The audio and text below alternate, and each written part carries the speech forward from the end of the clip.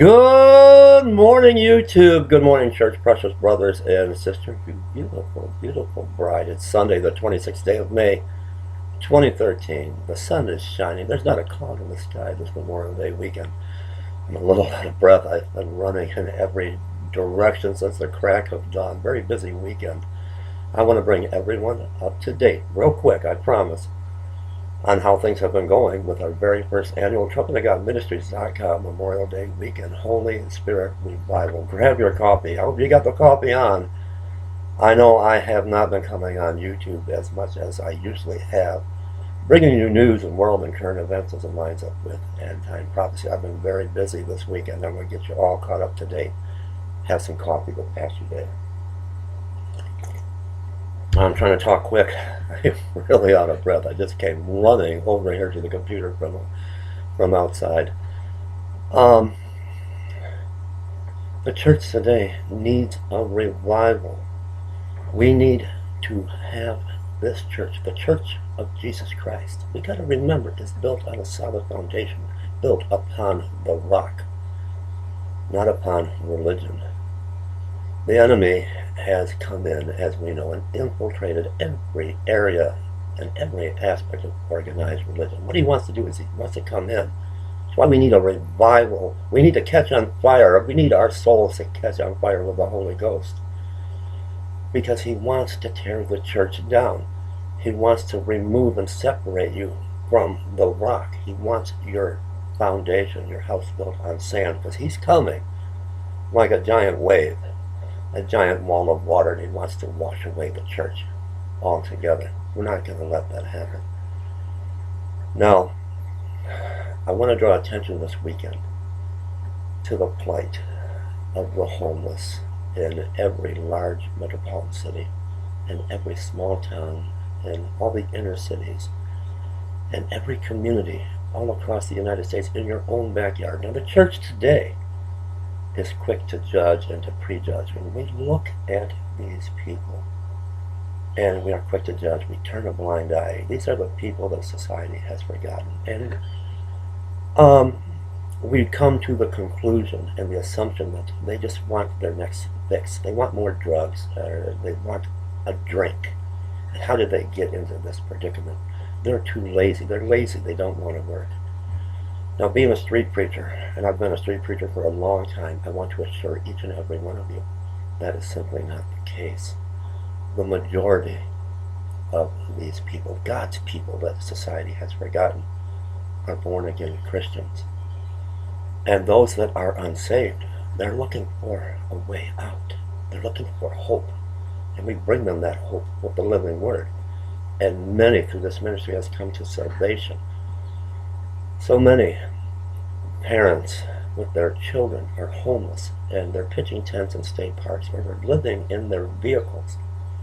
They're pulling in at night in unsafe areas into a Walmart parking lot or any parking lot they can find, and that's where they sleep. They get up in the morning and they go to different gas stations to wash up, to wash their face, and maybe brush their teeth.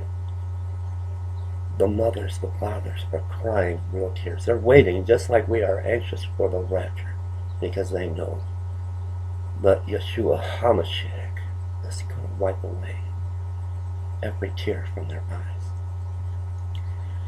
We see someone on a street corner this Memorial Day weekend, and maybe they're in a wheelchair and they're holding that cardboard sign. I know you've seen it quite often. And it says, "Vet, hungry, homeless will work for food." This Memorial Day weekend, let's not forget, many of these people that we turn a blind eye to or we prejudge, they went and they fought for the freedoms we have.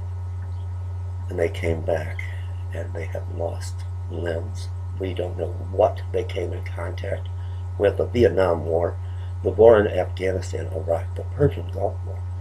What chemicals that they have come in contact with to where they cannot physically work a regular job. And the vast majority of these vets are born-again Christians.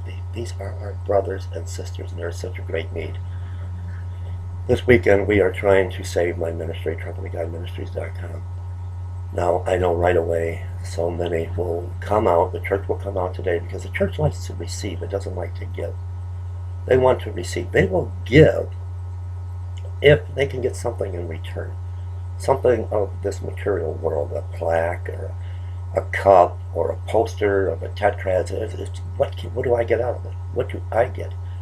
I don't want to give without getting something in return. Now, it reminds me of the Apostle Paul, because some of the church today say the disciples were poor. The Apostle Paul, they didn't beg for money.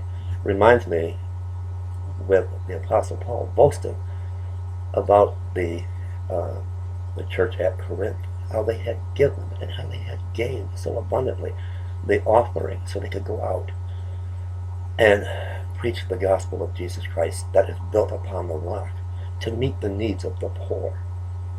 And then all of a sudden, the church at Corinth quit giving, and here Paul was boasting and bragging, and he sent the brethren ahead of time to try to collect. Sadly, it costs to run a ministry. What we do is we try to meet their needs. I spent yesterday afternoon after our service at Tiny Chat, I got a tip that there's a homeless woman on a bicycle with all her belongings in the city of Grand Blanc, and I'm just trying to find her. What we do, and it's sadly a cost to run a ministry like this. We try to get them help and get them on assistance, get them what we call in Michigan a bridge card, a food card, instead of food stamps. If they need to get on Social Security or disability, we help them to achieve that. We bring them food, and a lot of times it has to be fast food or pre-cooked food. We can't bring food from home. We go to the state parks and we see them living in tents, and we try to get them shelter. And sadly it costs. We have women who have been battered. We get them to a safe house. We've got a young pregnant woman that we take to their doctor's appointments, the OBGYN, and we avoid the knife, the murderous knife of the abortion clinic. Our ministry has been suffering, and we've done a lot of cutbacks. So I'm trying to draw awareness this weekend and to raise much needed offerings for our ministry.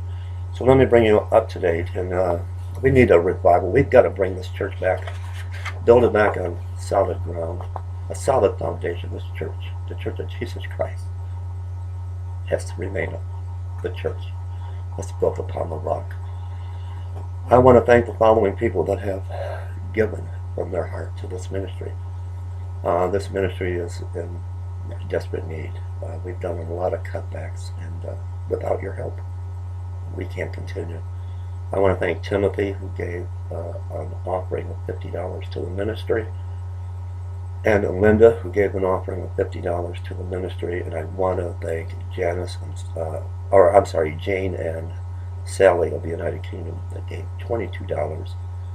And a special thank you to Randy. Now, Randy is a pastor. He is struggling. He is in the same, just about the same situation as the people we are out here trying to help.